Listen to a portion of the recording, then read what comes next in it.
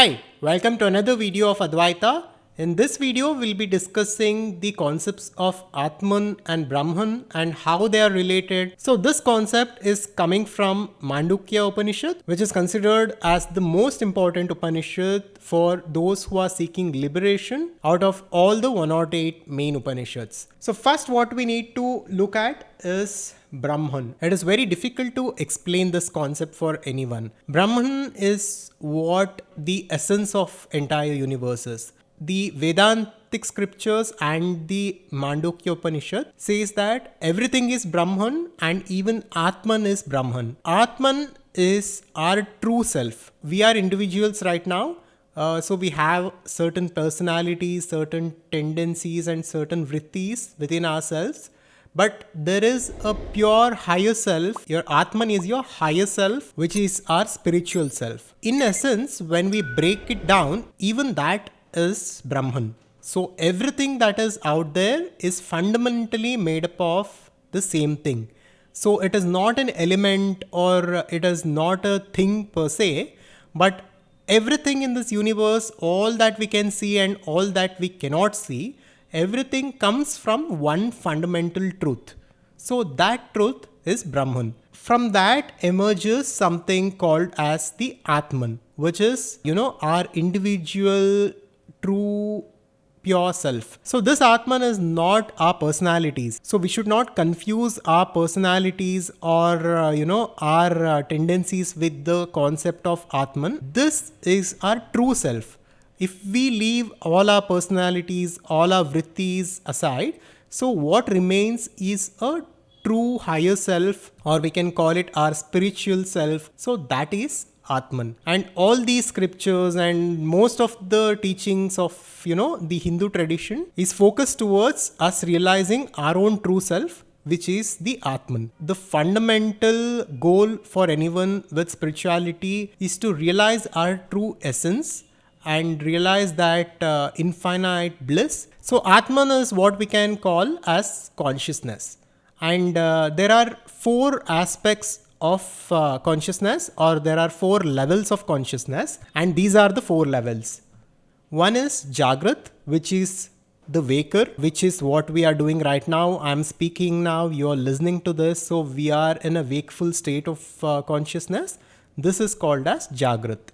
Then comes Swapna or dreamer. So when we sleep, this is when we are at the Swapna state, which is the dreamer state. So we'll be experiencing different things and we'll be experiencing different dreams when we sleep. So this is what the second state of consciousness is about.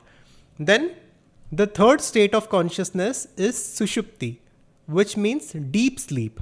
So this is a place where there is no actual experience as such, but there is still something that is experiencing that deep sleep.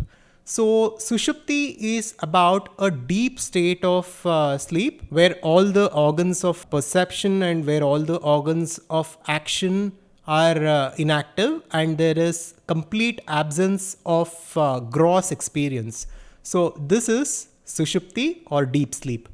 Then comes Turiya. Turiya is the fourth state of consciousness. Turiya literally means the fourth one. It is difficult to explain this. This is closely related to the Brahman. So like how I've shown here. So the Turiya state of consciousness is closely related to Brahman. In this state, there is no personality as such. So you are out of all your vrittis, your tendencies and your thought forms and your identities, everything is dissolved here. So this is that fourth state of consciousness, and this is the ultimate goal, is to be in this state of consciousness. So now let's try and understand the other three simple concepts, which is your waker, dreamer and deep sleeper. So the waker state of consciousness is explained as having two things. One, 7 limbs and 19 mouths. So it is explained in this way in the Mandukya Upanishad. So there are 7 limbs for the waker. At the same time, there are 19 mouths. Now let's understand what this is about. The 7 limbs is relating to the cosmic body, not our physical body. it is explained in the Mandukya Upanishad that there is something called as the cosmic body. So each of us have a cosmic body, and we are not just this flesh, blood and bones that we can see and feel, but our true self is that cosmic body in which we encompass the entire universe. And there are 7 different elements to that cosmic body, which are your head, which is related to heavens, and eyes related to sun, breath related to air, heart related to fire, stomach related to water, feet related to earth, and body which is related to space.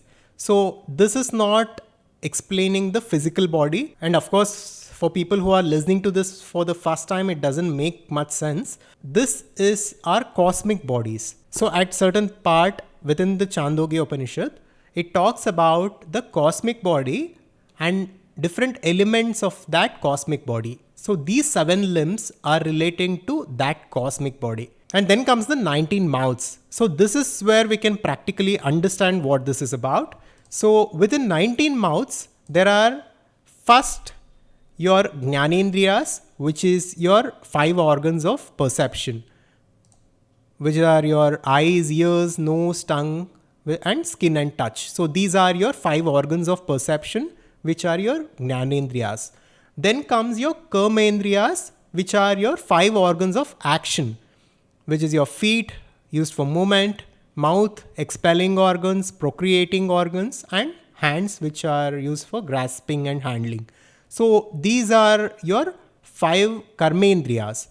Then comes your Pancha Pranas, the 5 aspects of breath, which is your Prana, Apana, Udana, Samana, and Vyana. These are 5 different aspects of breath. So this is how breath behaves within our system, within our bodies, right? If you can see this simple diagram, how the air is moving within the body, at different places it behaves in a different way, and it energizes each system in a different way. So basically the breath that we inhale and exhale has a fundamental role to play when it comes to energizing our entire system. And it does so in 5 different ways, and this is what Pancha Pranas is about, which are your 5 aspects of breath.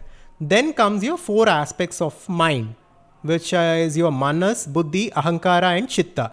Your Manas is your memory, Buddhi is intellect, Ahankara is your identity, Chitta is a form of pure divine intelligence, which is unadulterated by memory. So all of these together form your 19 mouths.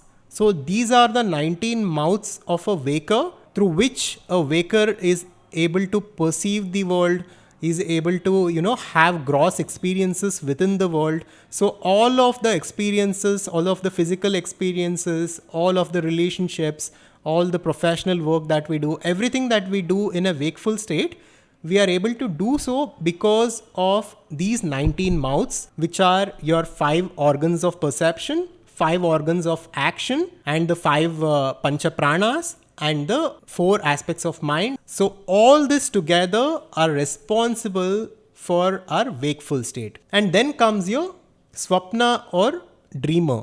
So this is another level of consciousness. When we look at this, even the dreamer state has the 7 limbs and the 19 mouths. So there is no difference here.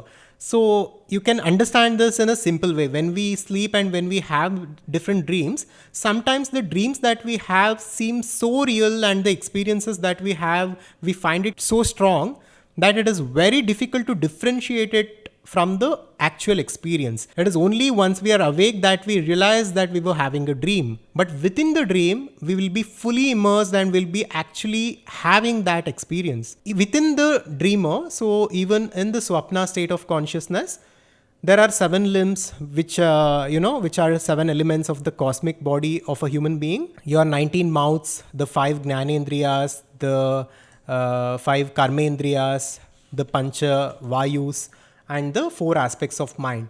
All these elements, right? All these elements are functioning even in the dream state. So your dream state is not an inert state. We are extremely active even there, and all these 19 mouths and the 7 limbs are functioning within the dream state. But the only difference between the waker and the dreamer is that the dreamer or swapna state of consciousness is about inward experience. We are not involved with the external world here. We are having an inward experience within ourselves. So this is what makes this different from the waker state of consciousness, in which we have outward experience.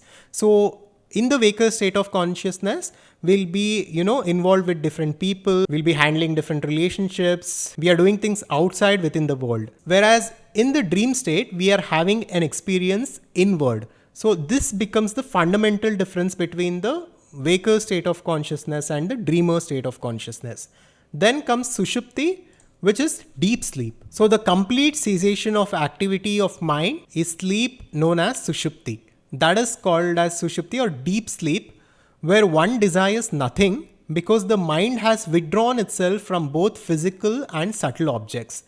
But there is still something that is experiencing the deep sleep. We cannot say that Sushupti or the deep sleep itself is experiencing the pure consciousness of Brahman, because even though there is no gross experience as such, there is still something or someone who is experiencing that deep sleep. Here, one desires nothing because the mind is withdrawn itself from both physical and subtle objects. So the mind has withdrawn itself and there is no gross experiences. Then comes Turiya. Turiya is the fourth state of consciousness, which is the higher or pure consciousness. This is closely related to Brahman. Here, all our personalities are dissolved and all our vrittis are dissolved, and there is no gross experience as such, and there is no material experience as such. And within this state of consciousness, we are one with our true self, our higher self. This is the goal of any spiritual advancement or any spiritual work that a person does. So it is all in order to achieve this state of consciousness. There is not much to talk about this, because even people who have experienced this state of consciousness find it difficult to explain it, because it is beyond the scope of words and language. So the languages and words that we have created, when we talk about certain higher dimensional concepts, language becomes the barrier and there is no way to explain this, but the only way is to experience this. And that is the goal for all of us. So now, just to give you an overview of this entire concept. So at the center is your Atman, which is the witness, which is our higher self. This Atman emerges from Brahman. Atman is still Brahman in its essence, but still it is one expression of Brahman. So the Atman has 4 parts to it. There are 4 states of consciousness. One is Jagrat or waker. Second is Swapna or dreamer. Third is Sushupti or deep sleeper. Fourth is Turiya, or the fourth state of consciousness, which is the higher or pure form of consciousness, which is again closely related to the Brahman as a whole.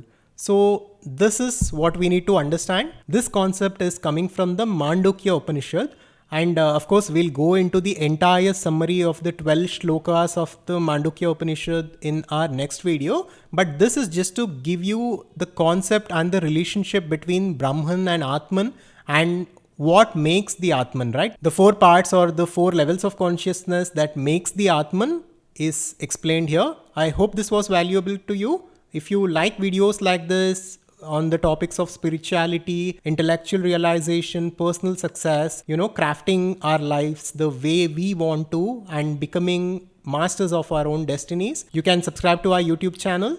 Thanks for watching this video and I'll see you on the next one.